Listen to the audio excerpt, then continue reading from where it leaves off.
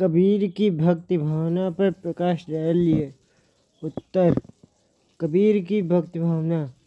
हिंदी साहित्य के इतिहास में कबीर का व्यक्तित्व अनोखा है। भक्त काल के वे पहले ऐसे संत हैं जिन्हें पूर्ण भक्त का दर्जा प्राप्त है। कविता करना उनका लक्ष्य नहीं था, उनका लक्ष्य भगवत भक्ति था और उस सिलसिले में उन्होंने जो कुछ कहा या लिखा, यदि उसमें कविता है तो जैसा कि आचार्य हजारी प्रसाद द्विवेदी का कहना है, वह गलवे में मिली हुई वस्तु है।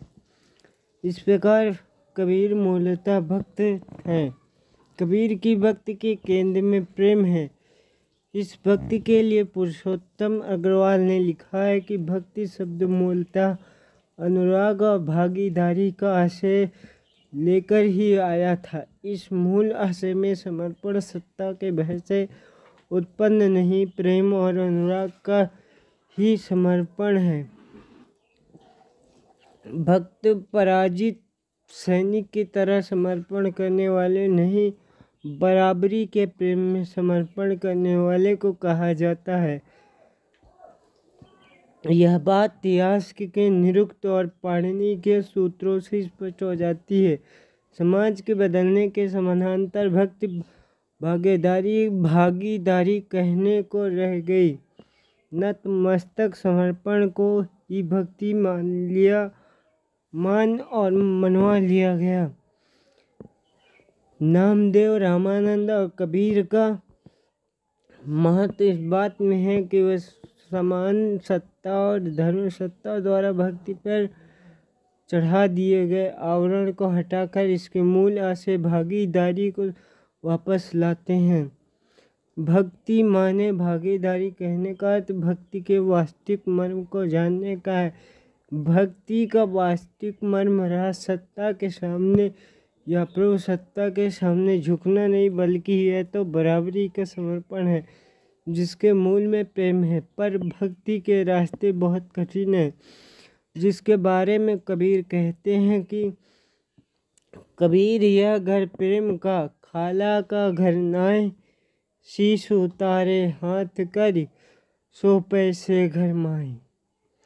अर्थात इस प्रेम भक्ति के दरबार में प्रवेश के लिए अहंकार और दंभ को छोड़ना पड़ेगा। साथ ही साथ भक्त में वह ताकत और होना चाहिए जिसमें अपने घर को जला देने का दमखम हो। कबीरदास जी कहते हैं, कबीरा खड़ा बाजार में लिए लुकाठी हाथ, जो घर जा रे आप ना चले हमारे साथ। सचमुच कबीर की शर्तों पर कबीर के साथ चलना मामूली बात नहीं है। कबीर जीवन भर गुहार लगा लगा कर थक गए कि कोई माई का लाल है, माई का लाल तो उनके साथ चले, किंतु शर्त इतनी कठोर थी कि किसी का हौसला नहीं हुआ कि उसे पूरा करते हुए वह उनके साथ आए और आगे बढ़े। भक्ति कबीर के लिए एक दुस्साध्य साधना है। इस दुस्साध्य साधना के लिए वह किसी भक्त के सामने सिर्फ दो प्रतीक रखते हैं, सती और शूरवीर। शूरवीर युद्धभूमि में पीछे पैर नहीं रखता, प्राणों को उत्सर्ग करके लक्ष्य सिद्ध करता है। वह धीर बुद्धि और स्थिर चित्त होता है, उसका संकल्प अविचल होता है। कबीर को भक्ति साधना के क्षेत्र में ऐसे ही दृढ़ निश्चयी और निर्भय व्यक्ति की आवश्यकता थी। शूरवीर को कबीर सबसे बड़ा साधक मानते हैं, उसे जीने मरने की कोई चिंता नहीं रहती। कबीर जी कहते हैं, कबीर न खेत छाड़े सूखी, जूझ दल माही, आशा जीवन मरण की मन में आने नहीं। सूर्य की तरह सती का मन अविचल होता है, वह अपने प्रिय की एकनिष्ठ प्रेमिका होती है। वे साधक को इसी सती के इसी अनन्य प्रेम को आदर्श मानने को कहते हैं। वह संसार के सारे प्रलोभनों और आकर्षणों को त्याग कर भव में मात्र अपने प्रीतम के मिलन की भावना सजाए चिता पर चढ़ जाती है। यह सात्विक उत्सर्ग उसे प्रेम साधना के उच्चतम स्तर पर पहुंचा देता।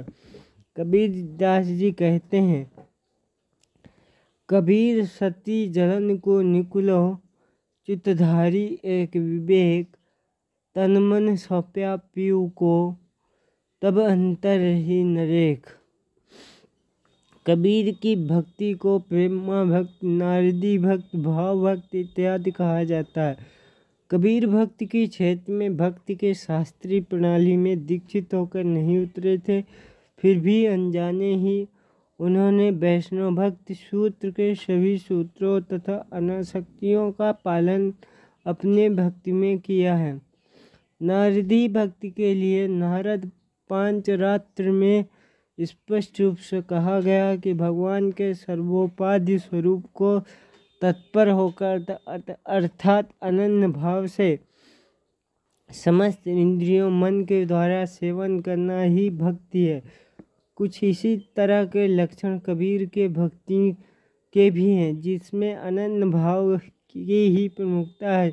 ईश्वर के प्रति प्रेम 11 आसक्तियों गुण महात्मा प्रेम 11 की आसक्तियों गुण महात्म शक्ति, पूजा शक्ति, स्मरण शक्ति, दास्य शक्ति, सख्या शक्ति, वात्सल्य शक्ति, कांता शक्ति, आत्मनिवेदना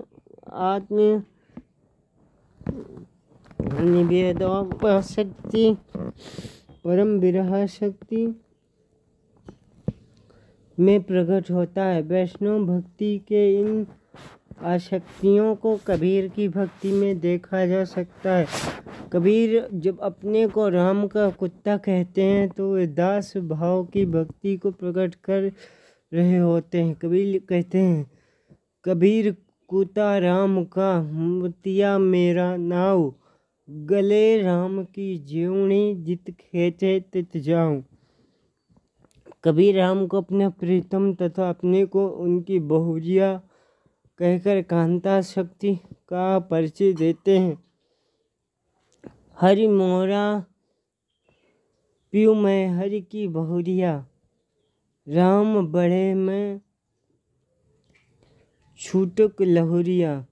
जब कबीर हरि को जननी और अपने को उसके बेटे रूप में प्रस्तुत करते हैं तो वहाँ वे वात्सल्य भाव प्रकट करते हैं। हरि जननी मैं बालक तेरा, काहे न अवगुण बख्शौ मेरा। राम में पूर्णतः लीन होने की दशा कबीर के यहाँ अद्भुत रूप से है। ये पूर्ण तन्मयता की स्थिति है।